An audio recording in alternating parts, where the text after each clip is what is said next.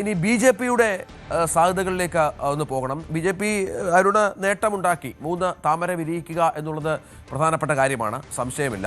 അവർ 2 seat പ്രതീക്ഷിച്ചിരുന്നു, പക്ഷെ അത് 3ലേക്ക് ഉയരുന്നു. പക്ഷേ പാലക്കാടും ഒപ്പം മഞ്ചേശ്വരവും അടക്കമുള്ള സ്ഥലങ്ങളിലുണ്ടായ തോൽവി അതും കനത്ത തോൽവിയാണ്. അത് ചിന്തിക്കണം. അവിടുത്തെ പ്രമുഖ നേതാക്കളാണ് പരാജയപ്പെട്ടത്.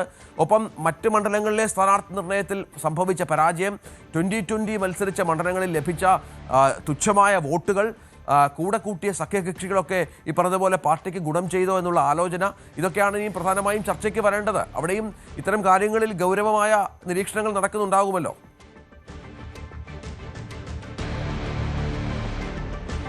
തീർച്ചയായിട്ടും ബി.ജെ.പിക്ക് ഉണ്ടായത് ചരിത്ര വിജയം തന്നെയാണ്. അതിൽ ഒരു തരത്തിലും തിളക്ക കുറയ്ക്കാവുന്ന ഒരു ചർച്ചകളിലേക്ക് ഇപ്പോൾ ആരും കടക്കുമെന്ന് കരുതുന്നില്ല. പക്ഷേ ബി.ജെ.പിക്ക് സ്വാഭാവികമായും നേമത്ത് അവർ വിജയം പ്രതീക്ഷിച്ചിരുന്നു, അത് സംഭവിക്കുകയും ചെയ്തു. അതിന്റെ കാര്യകാരണങ്ങളിലേക്ക് പിന്നീട് ചർച്ചകൾ കടക്കുമായിരിക്കും. പക്ഷേ കഴക്കൂട്ടത്തുണ്ടായത് വലിയ വിജയമാണ്. ചെറിയ വോട്ടിനാണെങ്കിൽ പോലും ഏറ്റവും തിളക്കമാർന്ന വിജയങ്ങളുള്ളതായി കഴക്കൂട്ടം മാറുകയാണ്. അവിടെ CPM-ന്റെ ഉറച്ച ഒരു സീറ്റ് കടകംപള്ളി സുരേന്ദ്രൻ നേതാവിനെ പരാജയപ്പെടുത്തി വി മുരളീധരൻ ജയിച്ച വലിയ നേട്ടം തന്നെയാണ്. ചാത്തന്നൂരിൽ അവിടെ കുറേ വർഷങ്ങളായി കേന്ദ്രീകരിച്ച് പ്രവർത്തിച്ച ഗോപകുമാറിന് ലഭിച്ച വ്യക്തിപരമായ ഒരു ബി.ജെ.പിയുടെ രാഷ്ട്രീയ വളർച്ചയ്ക്ക് അപ്പുറത്തേക്കുള്ള വ്യക്തിപരമായ ഒരു വിജയമായി കൂടി അതിനെ കാണാം. പക്ഷേ രഞ്ജിത്ത് സൂചിപ്പിച്ച പോലെ കെ സുരേന്ദ്രൻ വിജയിക്കുമെന്ന് ഒരു തവണ വിജയത്തിനടുത്തെത്തി അദ്ദേഹം പരാജയപ്പെട്ടു.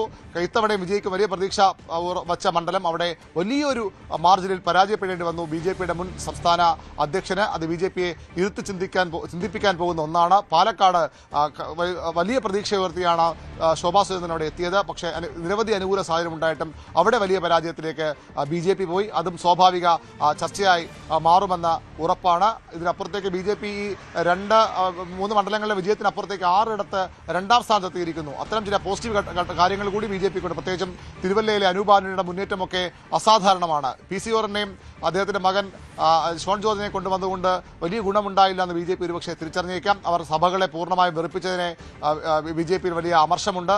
Sean ജോർജിന്റെയും PC. ജോർജിന്റെയും ഒക്കെ ഭാവി പിന്നീട് ചർച്ചയ്ക്ക് വന്നേക്കാം. അങ്ങനെ വരുമ്പോഴും ഈ പ്രതീക്ഷിച്ച അപ്പുറത്തേക്ക് സീറ്റുകൾ നേടുമ്പോഴും ഈ മഞ്ചേശ്വരവും അതുപോലെ തന്നെ പാലക്കാടും ഒക്കെ ഉണ്ടായ തിരിച്ചടി ബി.ജെ.പി നേതൃത്വം ചർച്ച ചെയ്തേക്കും. കാസർഗോഡും അവർ വിജയിക്കുമെന്ന വലിയ പ്രതീക്ഷയുണ്ടായിരുന്ന ഒരു മണ്ഡലമാണ്. അവിടെയും അവർക്ക് ആ രീതിയിൽ മുന്നേറാൻ കഴിഞ്ഞില്ല. അത്തരം ചില കാര്യങ്ങൾ കൂടി ഈ തോൽവി വലിയ വിജയത്തിനിടയ്ക്കും വലിയ നേട്ടത്തിനിടയ്ക്കും ബി.ജെ.പിയും ഇരുത്തി ചിന്തിപ്പിക്കാൻ പോകുന്ന കാര്യങ്ങളാണ്. തീർച്ചയായും ഏതായാലും സംസ്ഥാനത്തെ 3 രാഷ്ട്രീയ പാർട്ടികളുടെയും ഈ തെരഞ്ഞെടുപ്പിന് ശേഷം ഈ ഫലം വന്നതിന് ശേഷമുള്ള വിശകലനങ്ങൾ വരുന്ന മണിക്കൂറുകൾ പുറത്തു വരും, സംശയമില്ല. അധികാരം പിടിച്ച് ചരിത്രം സൃഷ്ടിച്ച UDF, അധികാരം നഷ്ടപ്പെട്ട് അമ്പയെ പരാജയപ്പെട്ട ഇടതുമുന്നണി, സംസ്ഥാനത്ത് 3 താമരകൾ വിരിയിച്ച NDA സഖ്യം. അങ്ങനെ നമുക്ക് ഈ 3 പാർട്ടികളെയും ഒന്ന് വിലയിരുത്താം. കോട്ടയത്തേക്ക് വളരെ പെട്ടെന്ന് ഒന്ന് പോകണം. അവിടെ G. ശ്രീജിത്ത്. കൂടുതൽ വാർത്തകൾക്ക് News 18 Keralam YouTube channel subscribe ചെയ്യുക.